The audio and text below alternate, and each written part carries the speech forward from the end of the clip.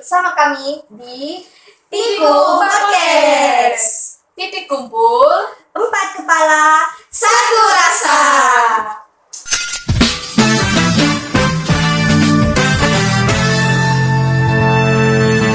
Halo semuanya, welcome back di Podcast Tiku.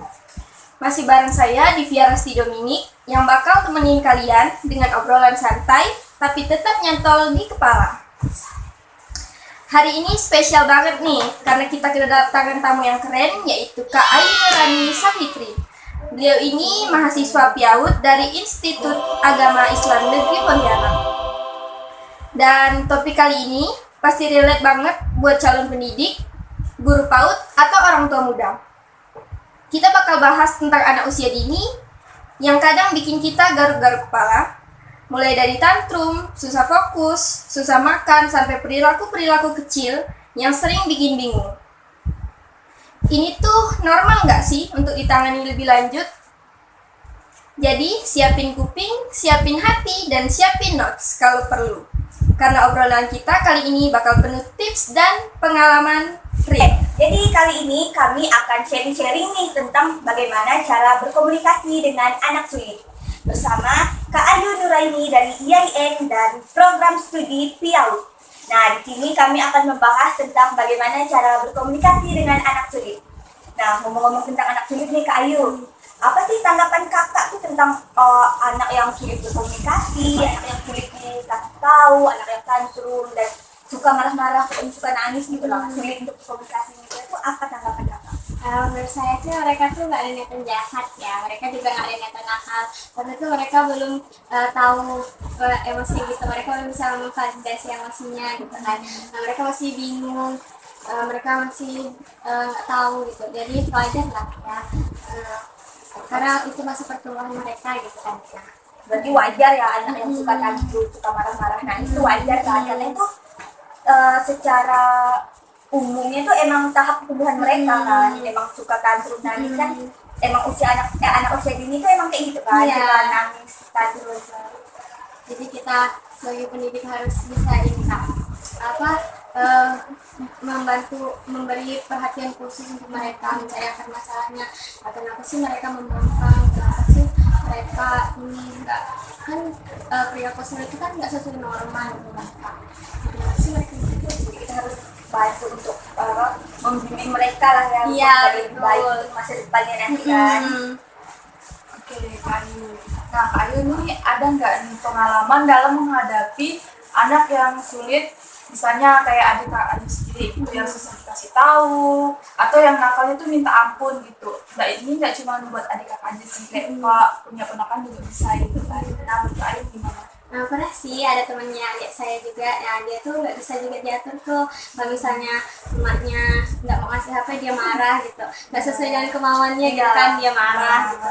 Nah, merajuk, banting pintu gitu, sebenarnya di kamar dalam sering. Ya kan anak tuh suka apa ya, kalau kita nggak nuruti keinginan dia tuh rasanya pengen mau ngamuk kan, tantrum gitu. Wah, anak-anak. Ya betul. Oke. Nah, jadi menurut kakak nih, anak nih bisa disebut anak sulit tuh itu karena apa sih? Apa penyebabnya anak tuh bisa disebut anak sulit tuh? Faktornya tuh apa gitu? Banyak sih Kak, faktor yang membuat anak tuh menjadi sulit. Pertama dia kurang kasih sayang orang tua, itu juga bisa menjadi faktor dia kan merasa nggak diperhatikan gitu kan. Nah, jadinya dia bisa mencari perhatian dengan cara yang salah, tadi dengan membangkang gitu kan. Juga faktor keduanya tuh ada faktor dari gadget kan Kak. Nah, dia tuh kan belum tahu ya mana yang baik, mana yang buruk. Jadi dari gadget tuh dia kan dia suka, jadi kayak tiru aja lah gitu kan. Itu ya masih kecil gitu kan Kak. Kemudian juga bisa berpengaruh dari mentalnya yang kurang stabil kan. Dan juga stres kan. Nah, dari orang sekitar terlalu banyak stimulasi tapi nggak dipraktekkan, dia banyaknya tuh mendengar, terus kalau dia stimulasi kan bisa ya membuat nakal pun kan. Nah, terus juga dari orang tuanya yang kurang bercontoh baik, Kayak mengajarin baik. bisa ada banyak. Oke, dari beberapa faktor itu yang paling penting ya orang tua kan, orang terdekat gitu. Nah, jadi kan anak tuh pasti mencontoh apa yang dilakukan orang tua. Dari gitu kan. lingkungan sekitar. Apalagi kalau misalnya mereka tuh kurang pengawasan dari orang tua, terus penggunaan gadgetnya berlebihan kan. Itu kan kayak di TikTok tuh ada yang ngomong kayak bahasa kasar kayak gitu kan. Nah, itu pasti ditiru kan oleh anak, keren nih ngomong kayak gini. Anak tuh niru kan. Iya, yang lain-lain pada ngomong kayak gini gitu kan. Kok belum ngomong gitu kan. Jadi peran orang tua tuh emang benar-benar penting lah untuk selain untuk mengawasi juga sebagai contoh untuk anaknya kan. Jadi kalau kemudian gadget itu harus diawasi kan. Nggak boleh anak tuh dikasih HP langsung dia kurang nonton apa. Iya benar. Kadang kan anak gitu kalau tidak diawasi oleh orang tuanya, apa yang pengen dia mau nonton lah ya kan. Apalagi kalau tidak ada pengawasan orang tua. Makanya penting banget. Padahal gadget tuh punya dampak positif kalau digunakan dengan benar. Apalagi kalau misalnya diawasi oleh orang tuanya tuh bisa ngatur gitu, yang baik ditonton anaknya ini, yang tidak baik tuh ini. Kalau tidak ada orang tuanya, ya suka-suka anak kan apa jadi mau niru juga kan. Orang tua mau marah juga tidak bisa kan, salah mereka tidak mengawasi anaknya tuh mau nonton apa. Iya, padahal gadget tuh bisa itu merangsang dari membantu dia menulis, membaca gitu. Semuanya ada kan di situ. Iya.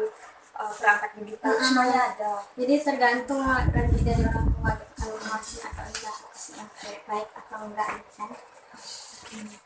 Nah, berarti ada banyak faktor nih. Banyak faktornya kan ya Kak. Nah, terus tantangan nih paling sulit dan paling berat menghadapi anak yang sulit itu apa sih Kak? Pertama kita harus tentunya kontrol emosi kan Kak. Karena mungkin anak lagi tantrum ikut tantrum. Iya, kan anak lagi marah-marah, ngamuk gitu, masa kita juga ikut ngamuk, makin parah nanti. Jadi kita harus kontrol emosi kan. Kita harus ngerti nih maunya anak apa. Kita harus bisa itu validasi emosinya, kasih tahu ini benar, ini salah gitu. Walaupun anak pertama gini kan, tapi nanti dia lama-lama tahu gitu kan Kak. Apalagi anak tuh kan belum ngerti kan cara dia mengungkapkan emosinya apa. Kan dia mau marah tetap nangis, sedih nangis, dia kesal nangis. Jadi apa tuh nangis kan, tidak bisa menunjukkan emosinya dengan benar gitu kan. Nah, kita harus tahu nih kayak kita tuh sebagai guru kita harus tahu anak nih nangis tuh karena apa. Bisa jadi karena sedih, bisa jadi karena marah kan. Karena anak tuh belum bisa menunjukkan emosinya tuh secara stabil, secara benar. Misalnya kalau marah tuh kita harus pasang muka marah atau kita ngomong-ngomong marah gitu. Mereka nggak bisa, kan mereka nangis misalnya. Jadi misalnya mereka lagi nangis kan, kita harus tunggu dulu nangisnya mereka depan. Baru kamu sedih ya, kamu kesal ya gara-gara dia nak minjamin mainan itu kamu gitu kan. Nah itu gini-gini loh, kita harus kalau misalnya minjamin ya udah kita bisa cari mainan yang lain gitu, perlu gilirannya gitu. Terus yang paling tantangan yang susah juga ya, paling susah kita tuh harus bangun hubungan dengan anak kan. Nah karena rata-rata anak sulit ini kan emosinya nggak stabil gitu. Jadi kita harus bangun hubungan gitu kan. Dia sama orang tuanya aja kadang suka tantrum, suka marah-marah. Apalagi sama kita yang cuma berapa jam kan acara sebagai calon pendidikan nggak lama gitu. Dengan orang tua kan mereka dari lahir sama-sama. Kalau dengan orang tua aja dia susah kan, dia susah untuk menjalin hubungan karena orang tuanya sibuk kerja atau apa-apa. Apalagi dengan kita yang baru kenal pas dia itu masuk PAUD atau TK kan. Betul. Ya, jadi intinya ada dua tantangan tersulit.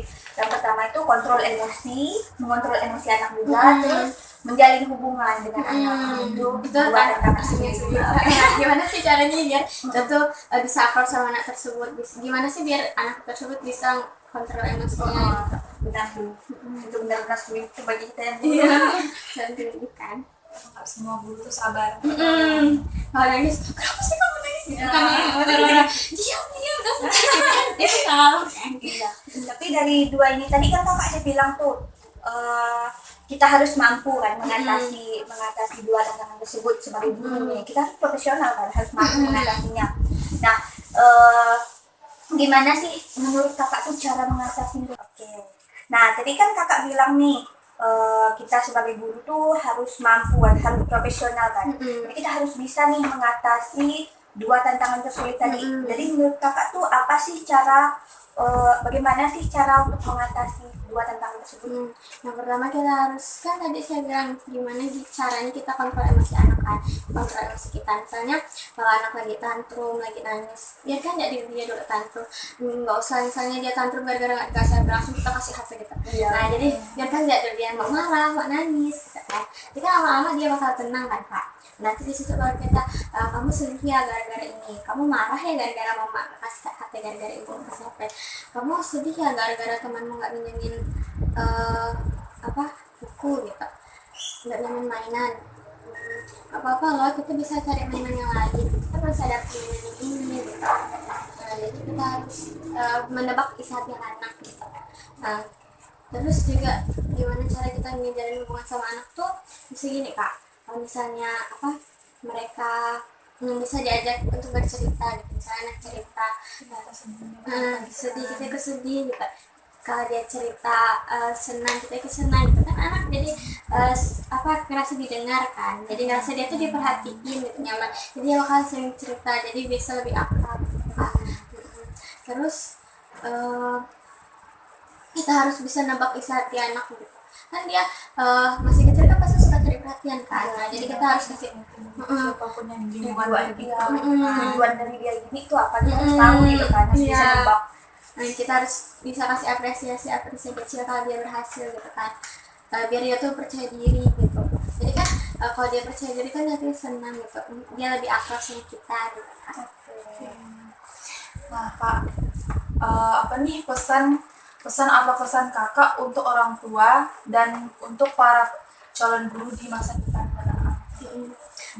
Sama orang tua ya Kak, kan orang tua tuh rumah pertama, lingkungan pertama yang anak itu ada di situ kan. Anak cenderung ya meniru dari lingkungan orang tua kan, terutama karena kan dia ada di lingkungan orang tua, anak tuh cenderung meniru di lingkungan sekitar kan. Jadi sebagai orang tua kita harus beri contoh yang baik gitu. Soalnya kalau marah tuh nggak harus lempar barang loh, nggak harus teriak-teriak loh. Marah bisa pelan-pelan, ngasih tahu yang Bilangkan dulu, adik diam dulu ya, mama marah gitu. Dan bisa diam dulu. Nanti kalau mama udah ada, mama lagi sama adik ya, mama lagi pengen sendiri gitu kan. Dikasih tahu dulu ya anak itu. Gimana gitu. Walaupun anaknya sedih, yang penting kan anak itu nggak trauma atau stres kan. Jadi kan faktor anak sulit tuh dari itu kan stres. Stres Bisa juga dari stres ya, salah satunya kan. Terus untuk guru kita harus bisa cari solusi kan, kenapa anak tersebut kayak gitu, kenapa dia tuh marah, kita harus bisa mengambil hatinya gitu kan ya. Jadi kan untuk menjalin hubungan atau komunikasi dengan anak ini, kita harus bisa pandai-pandai lah kan itu untuk mengambil hati anaknya. Karena kalau dia sama orang tuanya nggak susah, kalau dia sama kita kan, kita harus tahu-tahu lah kan ngambil hati anak dengan cara kita menyuruh anak bercerita, sharing ataupun mengungkapkan isi hatinya dengan kita. Jadi anak merasa dekat gitu kan. Jadi hubungan pun mudah untuk terjadi. Jadi anak bisa kedepannya diharapkan untuk bisa mengkontrol emosinya gitu kan. Apalagi anak tuh memang jarang banget untuk bisa mengontrol emosi dia sendiri gitu kan. Karena masih kecil kan. Dia harus Dibantu sama orang tua, atau kalau di sekolah tuh kan pasti bantunya sama guru tersebut. betul. Tapi lebihnya ke orang tuanya gitu kan, karena kasih contoh yang baik buat dia gitu Iya, kan. karena kan anak kan lebih lama sama orang tua kan. Soal guru cuma berapa jam gitu, jadi lebih jenuhnya ke orang tua gitu kan daripada guru tersebut.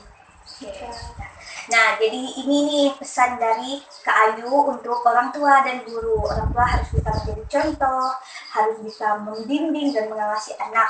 Nah, untuk guru ini harus mencari solusi terbaik untuk mengatasi komunikasi dengan anak sulit ini. Karena kita sebagai guru harus profesional kan. Masa kalau misal kita ditanya anak, kita jawabnya nggak tahu kan nggak mungkin. Nah, jadi ini nih pesan untuk orang tua atau calon orang tua di masa depan, ataupun guru dan calon guru di masa depan untuk mengatasi komunikasi dengan anak sulit. Nah, ini dia sharing-sharing kami bersama Kak Ayu. Terima kasih ya Kak Ayu. Bye. Saja episode kita untuk kali ini, komunikasi dengan anak sulit. Nah, kita telah membahas tanggapan pribadi tentang anak sulit, yang keras kepala, sulit dikomunikasi, sulit diberi tahu, serta pengalaman menghadapi mereka seperti keponakan atau adik kita. Nah, penyebab meliputi kurangnya perhatian yaitu pengaruh gadget dari lingkungan, lalu gangguan kesehatan mental, stres atau trauma, serta kurang contoh baik dari orang tua. Nah, tantangan terberat adalah mengontrol emosi mereka yang tidak stabil dan membangun hubungan baik. Nah, cara mengatasinya yaitu validasi, bantu, kenali perasaan, lalu serta ajak bicara dan dorong tampil di depan kelas untuk membangun kepercayaan diri mereka. Lalu pesan untuk orang tua yaitu beri contoh dan apresiasi, dan untuk guru yaitu cari solusi terbaik dan kebaikan anak. Nah, saya Baby Tanya Kristi menutup podcast kali ini. Selamat tinggal.